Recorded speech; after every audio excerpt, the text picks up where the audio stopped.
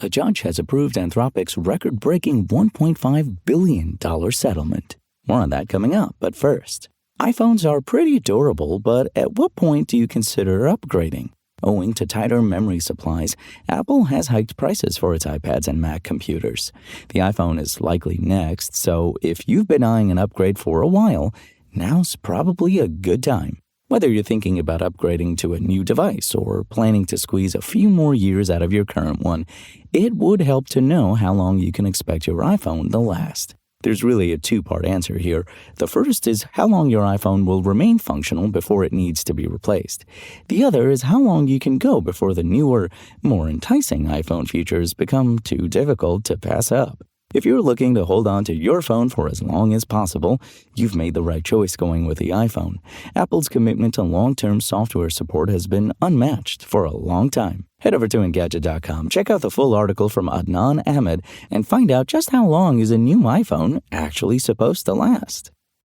And Toy Miles released its High Flow Pro microinverter last week, which allows for use of solar power drawn through a typical household outlet. A few states have passed laws permitting this plug-in solar technology, and several others have proposed measures to allow it. As Electrek reports, while microinverters are not a new product category, this one from Toy Miles is notable for being the first in the U.S. to conform to the recently enacted national safety standards.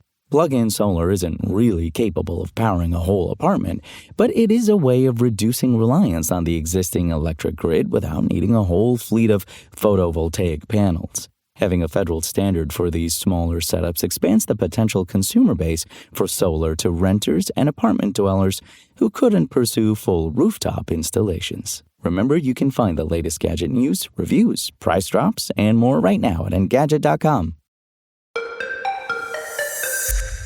Anthropic's record-breaking $1.5 billion settlement for an AI copyright lawsuit filed by writers has been approved by a federal judge in San Francisco. The company was sued by a group of authors in 2024 who accused Anthropic of using pirated copies of their work to train its Claude large language models.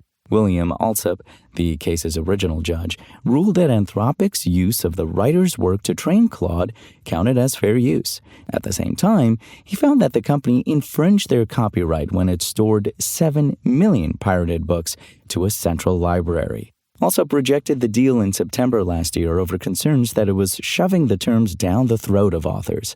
He also said it was nowhere close to complete and left a lot of questions that needed to be addressed. Since then, Anthropic has launched an official website for the settlement, which includes a list of affected works so that authors could know for sure if they can file for a claim. To note, the settlement covers more than 480,000 works. U.S. District Judge Araceli Martinez-Olguin, who took over the case after Alsop retired, has now approved the settlement terms. Authors are expected to get approximately $3,000 per affected work, while Anthropic is required to destroy the pirated copies of their books. Some of the plaintiffs, however, found the payout too low and opted out of the settlement to file separate lawsuits against Anthropic.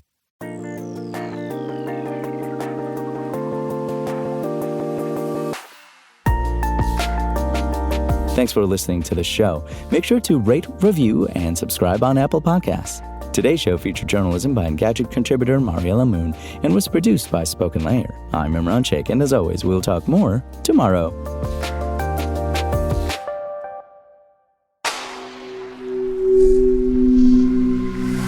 Spoken Layer.